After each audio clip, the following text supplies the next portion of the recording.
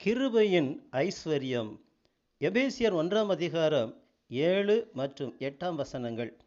அவருடைய கிருபையின் ஐஸ்வர்யத்தின்படியே இவருடைய இரத்தத்தினாலே பாவ மன்னிப்பாகிய மீட்பு இவருக்குள் நமக்கு உண்டாயிருக்கிறது.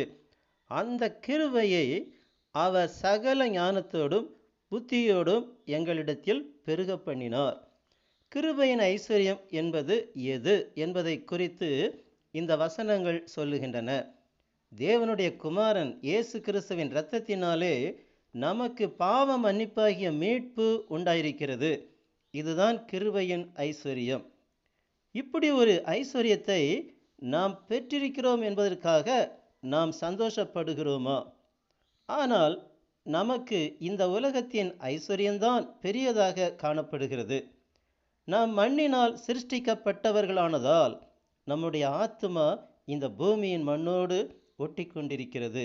சங்கீதக்காரன் சங்கீதம் 119 25 வசனத்தில் சொல்லுகிறார், என் ஆத்துமா மண்ணோடு ஒட்டி கொண்டிருக்கிறது, உமது வசனத்தின்படி என்னை உயிர்ப்பியும்.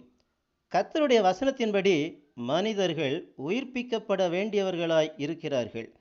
தேவனுடைய கிருபையால் நாம் தேவனுடைய வசனத்தினால் ஜனிப்பிக்கப்பட்டிருக்கிறோம் என்று யாக்கோபு 1 அதிகாரம் 18 வசனமும் 1 பேதுரு 1 அதிகாரம் 23 வசனமும் சொல்லுகின்றன. எபேசியர் 2 அதிகாரம் 8 வசனம் இதைத்தான் சொல்லுகிறது. கிருபையினாலே விசுவாசத்தை கொண்டு ரட்சிக்கப்பட்டீர்கள், இது உங்களால் உண்டானதல்ல, இது தேவனுடைய ஈவு.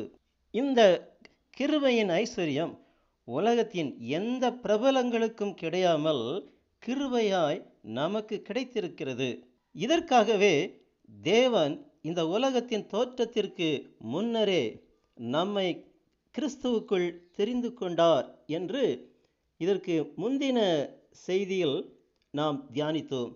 அழிவுள்ள வஸ்துக்களாகிய வெள்ளியினாலும் பொன்னினாலும் மீட்கப்படாமல் குற்றமில்லாத மாசற்ற ஆட்டுக்குட்டியாகிய கிறிஸ்துவின் விலையேற பெற்ற இரத்தத்தினாலே மீட்கப்பட்டீர்கள் என்று அறிந்திருக்கிறீர்களே என்று 1 பேதுரு 1 அதிகாரத்தில் 18 மற்றும் 19 வசனங்கள் சொல்லுகின்றன. இந்த கிருபையின் ஐஸ்வர்யம் இந்த உலகத்தில் உள்ள வெள்ளி, பொன் மற்றும் அனைத்து ஆஸ்திகளை காட்டிலும் விலையேற பெற்றது என்று பரிசுத்த வேதாகமம் சொல்லுகிறதை நம்முடைய இருதயம் ஏற்றுக்கொள்ள வேண்டும். மேலும் நாம் தியானித்து கொண்டிருக்கிற வசனத்தில் 8 வசனம் சொல்லுகிறது, அந்த கிருபையை அவர் சகல ஞானத்தோடும் புத்தியோடும் எங்களிடத்தில் பெருக பண்ணினார். இப்படி அப்போஸ்தலனாகிய பவுல் சொல்லுகிறதை நாமும் சொல்லும்படிக்கு, இந்த கிருபையின் ஐஸ்வர்யத்தில் பெருகும்படிக்கு விசுவாசத்தோடு தேவனை நோக்கி பார்ப்போம். கர்த்தராகிய இயேசு கிறிஸ்துவின் நாமம் மகிமைப்படுவதாக. ஆமேன்.